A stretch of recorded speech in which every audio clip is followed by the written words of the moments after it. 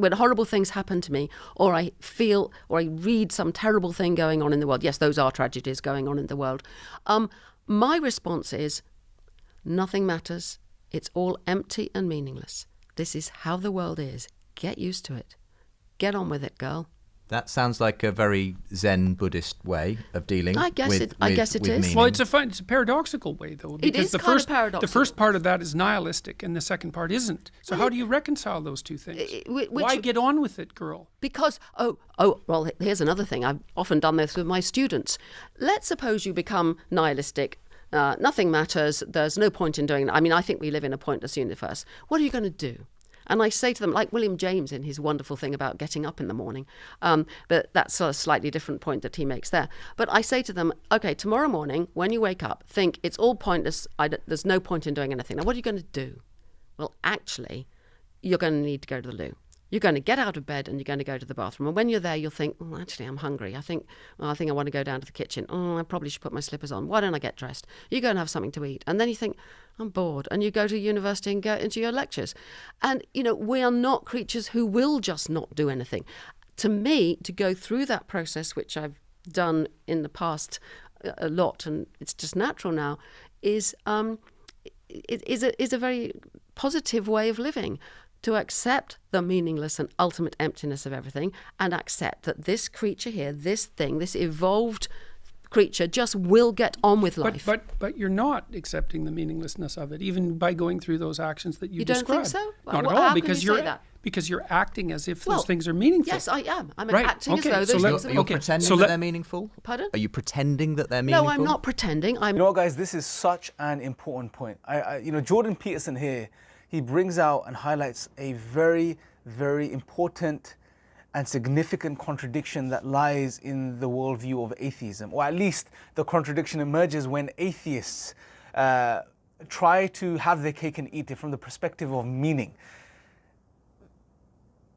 Suzanne here very clearly, from her perspective, there is no meaning to life. She acknowledges, she understands that if you adopt atheism or a naturalistic type of atheism, then there is no real meaning. Everything's meaningless, right? There is no essence. There's nothing, right? And she acknowledges this, but at the same time, she says, get on with it, girl, right? She tells herself. And Jordan Peterson very intelligently highlights this contradiction that on one end, you're saying everything is meaningless, and on the other end, you are telling yourself to get on with it as if there is meaning, as if there is something meaningful to get on with, right? It just doesn't make any sense, because if you've acknowledged that there is no meaning behind everything, everything is one big accident, just atoms and molecules in motion, then what's the point of doing anything? It's all meaningless. What's the point of continuing for another moment, right? And this is that type of existential nihilism that you end up with on atheism.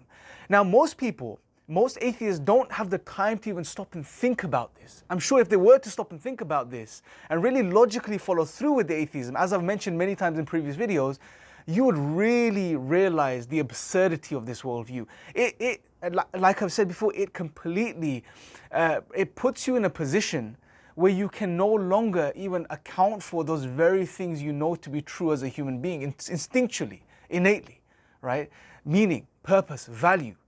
All of these things we recognize as human beings, they are stripped away from you because of this worldview. This way of looking at life, this atheism, this naturalism, it strips you. It leaves you in a position where you can't account for these realities.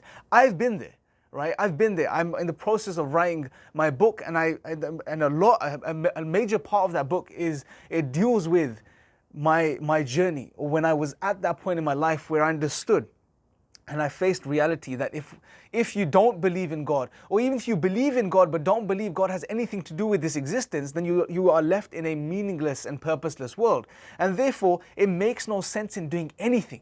It makes no sense in even getting up and brushing your teeth and having your breakfast, because it has no meaning. I've been there, I've experienced that. That's a very dark place to be. Now, I was an individual who logically followed through with the position or the way of looking at the world I held at the time. But most atheists these days don't do that. They don't have time to think about it. But if they were to think about it, they would realize that this atheism, it makes no sense. It's suffocating.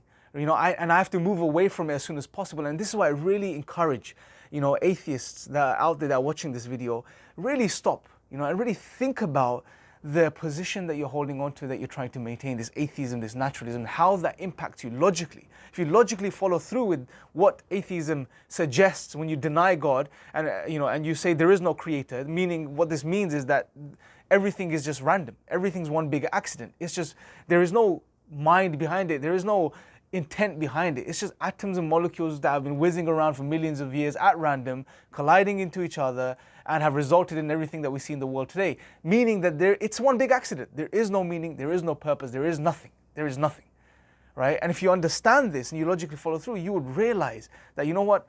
Okay, maybe not Islam, maybe not a particular religion right now, but at least I can't remain a naturalist or an atheist. It just doesn't fit myself. It doesn't fit me as a human being, my nature, my being. It doesn't resonate with the human being, right? That will only happen if you really stop and just think about these things. Now, obviously, there'll be those individuals that will be like, fine, I don't care. I don't want to think about it. I don't want to logically follow through with it. I'm happy. I've just called myself an atheist, and I know it could be convenient. I know it could be convenient from certain perspectives, such as, for example, no God, no creator, no accountability. Okay, that feels quite good. I can do whatever I want. I can go express myself, fulfill my desires, live the way I want to live, etc. Right? In the short term, yeah, you may find some benefits, some psychological benefits where you don't feel that compulsion or that anxiety of being accountable. Right? You may be able to remove that temporarily, but if you really look at the bigger picture, you'll realize that the absurdities of atheism and naturalism far outweigh the minute benefits you may attain by maintaining this position. But that's something for you to think about. I thank you guys for watching. Make sure to subscribe and leave your thoughts in the comment section below. Until next time, take care.